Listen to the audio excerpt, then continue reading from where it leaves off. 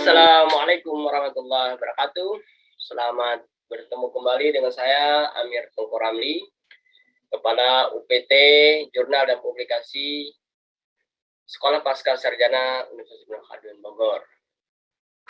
Kesempatan sesi kedua dari tema jurnal dan publikasi ilmiah, kita akan membahas terkait dengan bagaimana memulai publikasi ilmiah. Pada tema ini nanti akan ada dua episode. Yang pertama adalah penjelasan tentang materi ini, dan yang kedua nanti kita akan episode kedua kita akan coba praktekkan ya bagaimana memulai dan mensubmit artikel kita pada jurnal ilmiah yang kita inginkan. Para mahasiswa magister dan mahasiswa pada umumnya, yang pertama yang harus kita lakukan adalah kita telah memiliki artikel ilmiah yang siap untuk kita submit. Terkait dengan artikel ilmiah sendiri, nanti juga akan ada episode khusus yang kita akan bahas bagaimana menulis artikel ilmiah yang sesuai dengan kaidah ilmiah dan format jurnal ilmiah. Yang kedua adalah apabila kita sudah menemukan jurnal yang kita inginkan untuk mempublish artikel kita, bagaimana menentukan jurnal ini? Ya, yang paling penting adalah kita melihat ketentuan dari kampus atau program studi yang kita ikuti. Apabila dari kampus atau program studi mensyaratkan kita harus mensubmit artikel kita pada jurnal terindeks Sinta 2, maka tentu kita harus mencari jurnal-jurnal yang terindeks Sinta 2. Kemudian kita memilih jurnal terkait yang sesuai dengan bidang ilmu kita, dan baru kemudian kita melakukan registrasi pada jurnal terkait. Registrasi mudah ya, jangan mempersulit. Yang penting username dan passwordnya yang mudah kita ingat, sehingga pada saat kita mensubmit artikel itu tidak terhalang atau justru kita lupa dengan username dan password yang sudah kita buat. Nah, terkait dengan bagaimana mencari mencari jurnal-jurnal yang sesuai dengan ketentuan tadi atau yang kita kehendaki berbasis kepada ketentuan dari kampus, nanti juga kita akan lakukan episode khusus secara praktek langsung ya. Setelah kita register, mendaftarkan diri kita sebagai author ya, jangan lupa ya pada saat membuat registrasi mengisi semua data diri kita, itu biasa di bagian akhir kita harus menceklis kita mendaftar sebagai author, sebagai reviewer, atau sebagai pembaca ya. Kalau Bapak dan Ibu, para mahasiswa sekalian lupa menceklis sebagai author, maka akun tersebut tidak bisa digunakan untuk mensubmit artikel. Jadi jangan sampai lupa menceklis fungsi bahwa kita mendaftar sebagai author. Nah, kalau sudah kita meregistrasi, ya kita sekali lagi memastikan bahwa jurnal terkait sesuai dengan ketentuan atau menjadi tujuan dari publikasi ilmiah yang kita kehendaki. Ya, yang paling penting setelah kita meregistrasi tadi dan sudah memastikan bahwa jurnal terkait memang yang sesuai dengan bidang kita, baca guidance untuk author ya. Biasanya setiap jurnal mesti ada guidance-nya untuk para author. Dibaca ketentuannya, di situ sangat teknis ya, apa yang harus dilakukan oleh author. Dan biasanya jurnal pasti menyiapkan template atau format artikel ya. Copy, download template atau format penulisan tersebut, ya. Jangan melihat kemudian meniru, jangan melihat kemudian membuat format oleh kita sesuai dengan format yang ada, tapi di-download, nanti artikel kita langsung kita tulis atau kita copy paste di di template terkait. Dan itu biasanya juga yang sering terjadi, ya, para mahasiswa membuat template sesuai dengan template artikel, dan itu pada akhir tidak berguna, ya. Mengapa template itu? Karena itu memudahkan para editor dalam rangka melakukan editing dan lain-lain, gitu ya. Nah, kita sudah baca guide-nya, sudah mendownload template-nya, ya. Maka tentu tulisan kita, ya, artikel yang sudah kita siapkan tadi, kita copy paste atau tulis kembali di template yang sudah disiapkan. Ikuti percis, ya. Kalau di template-nya 1 spasi berarti 1 spasi. Kalau di template-nya hurufnya fontnya 14 berarti 14, ya. Itu sudah namanya template itu sudah harus seperti itu, ya, ininya. Kemudian yang paling penting, ya, yang saya rasakan juga ketika kita mengirim artikel kita pada jurnal tertentu, ya, kita harus juga berempati kepada jurnal terkait, ya. Coba cari beberapa artikel di jurnal terkait yang sesuai dengan tema yang kita punya, kemudian dikutip, ya, dijadikan beberapa artikel dari jurnal terkait untuk referensi di artikel kita. Itu penting karena para editor akan melihat bahwa kita serius, ya, ke jurnal terkait, ya, karena jurnal juga membutuhkan sitasi seperti itu. Artinya kita membuka-buka jurnal terkait untuk membuat artikel yang kita ingin publish di jurnal terkait, ya. Kemudian perlu juga kita, ya, mempelajari model atau penulisan artikel dengan cara apa?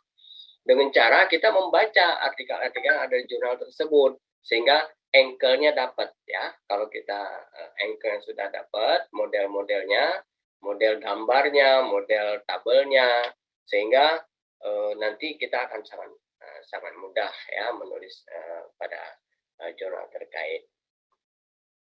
Nah, kalau artikel sudah siap, ya sudah, kita akan mulai melakukan submit. Gimana caranya? Nah, yang kita sudah punya akun dari register tadi, ya, kita buka kembali akun kita, ya, masukkan username dan passwordnya, kemudian dari situ kita ikuti tahap-tahap. Ada sekitar 5 tahap yang harus kita lakukan, ya. Yang pertama, biasanya kita harus menceklis ketentuan dari jurnal terkait, diceklis semua, ya. Kemudian di situ ada opsional, bila memang misalnya kita memberitahu kalau dibutuhkan untuk diketahui editor, kita memberitahu identitas kita di sana. Misalnya penelitian ini adalah hasil kerjasama siapa, ya, tentu yang untuk membangun bahwa artikel kita ini penting, gitu, ya, bukan sekedar artikel biasa. Artinya artikel kita ini adalah sumbernya, rujukannya dan dukungan dari pihak lain ada. Nah, itu bisa ditulis di bagian kotak kecil itu untuk dibaca oleh editor seperti itu, ya. Kalau sudah, saya kira di tahap kedua atau 3 itu nanti ada kita harus mengupload artikel. Ini sering sekali lupa, ya. Jadi kita mensubmit tapi artikel kita nggak ada karena kita lupa mengupload artikelnya, ya. Di situ sudah pilih file, ya, kemudian upload, ya. Jangan lupa ketika pilih file diklik uploadnya, karena kalau tidak nanti artikelnya tidak muncul pada saat terkirim ke jurnal terkait. Nah, ada satu hal lagi yang paling penting adalah di sana ada isian metadata. Nah, ini penting sekali ya. Isian metadata itu menjadi pegangan dasar dari editor ketika memproses atau tidak nih artikel yang kita submit. Kalau itu tidak ada, maka editor tidak punya dasar. Apalagi misalnya judulnya kurang menarik, sehingga akan langsung di reject oleh si editor ya. Nah, di isian metadata yang penting adalah nama author dan afiliasinya. Itu penting. Kenapa? Karena memang jurnal juga punya ketentuan, dia harus memuat artikel dari luar kampus tempat terbitnya jurnal tersebut 60% dan dari dalam kampus 20%. Jadi kalau kita tidak tulis afiliasi kita, nah nanti si editor tidak tahu kita dari mana.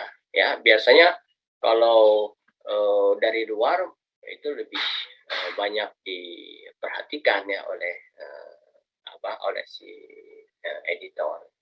Nah, yang kedua, jangan lupa author kalau kita empat-empatnya di metadata diisi, jangan hanya satu orang ya. Diisi berurut ya, penulis pertama, penulis kedua, ketiga ya, dan afiliasinya beserta dengan emailnya. Kalau sudah memiliki link Scopus misalnya atau link Sinta atau link Garuda itu ditulis di situ, karena itu juga menjadi dasar bagi editor untuk menelusuri kita sebagai seorang author ya, dengan tulisan-tulisan yang kita miliki. Nah, kemudian di metadata itu yang paling penting adalah judul artikelnya harus dimasukkan ya, judul artikelnya apa. Kemudian dari judul artikel itu abstraknya biasa ada ketentuan ya, in English atau in Indonesia ya. Nah, kita ikuti ketentuannya. Kalau di situ diminta in English ya kita harus memasukkan abstrak yang berbahasa Inggris. Jangan memasukkan abstrak berbahasa Indonesia. Tapi kalau di ketentuannya boleh memasukkan abstrak berbahasa Indonesia, ya silakan dilihat ya karena setiap jurnal tidak sama itunya ketentuan itu. Nah, kemudian yang paling sering juga lupa author itu adalah referensi. Referensinya tidak dicantumkan di metadata ya. Jadi referensi itu penting. Misalnya tadi ya, ternyata si editor melihat bahwa ada daftar pustaka atau referensi yang artikelnya berasal dari jurnal terkait, itu akan mempengaruhi ya secara emosi, akan mempengaruhi si editor untuk memproses lanjut atau tidak, gitu loh, yang paling penting. Nah, tahap-tahap ini sudah selesai, kita submit ya, kemudian itu terkirim ke dalam jurnal terkait. Tinggal nanti kita menunggu prosesnya. Bagaimana cara mengetahuinya? Kita secara periodik membuka akun kita, di sana ada perkembangannya ya, perkembangannya sedang direview atau sudah masuk layout atau di reject, itu semua ada di sana ya. Dan jangan terlalu banyak menghubungi editor karena itu akan mengesalkan. Apalagi cerewet ya, menanyakan hal kemudian merayu dan sebagainya. Karena Bapak Ibu sekalian, kalau satu kesalahan yang dilakukan kemudian kita harus memperbaiki, nah antrian kita akan panjang lagi. Misalnya tadi kita antrian ketiga ya, ada kesalahan di metadata yang kita belum isi, kemudian si editor mengirim kepada si author, mohon melengkapi isian metadata Anda untuk bisa kami proses. Nah, ketika Anda melengkapi itu kan barisannya menjadi ke belakang lagi. Tidak lantas begitu Anda kirim akan langsung diproses lagi. Antriannya jadi ke-10, nanti jadi ke-11, lama lagi kita menunggu. Makanya di awal jangan sampai salah membuat kesalahan kecil sehingga antrian artikel menjadi tambah panjang ya. Kalau kita mengirim artikel pada Sinta 1, 2, dan 3, itu antrian bisa ratusan, ya. Sekali publish mungkin hanya 10-15 artikel, tapi antriannya itu bisa sampai 50 sampai 100, ya, ininya. Sehingga kesalahan kecil itu membuat antrian kita menjadi di belakang lagi. Karena dia sistem, dia otomatis tidak bisa juga didahulukan, ya, oleh si autornya. Nanti kita akan bahas syarat-syaratnya, apa saja sih yang harus kita penuhi agar artikel kita layak untuk diproses oleh author. Dan setelah episode ini, episode selanjutnya kita akan coba mempraktekkan bagaimana mensubmit, ya, langsung kita praktekkan dengan jurnal. Saya akan mencoba nanti dengan jurnal manajemen dari Sekolah Pasca Sarjana Universitas Indonesia. Semoga bermanfaat. Terima kasih. Assalamualaikum warahmatullahi wabarakatuh.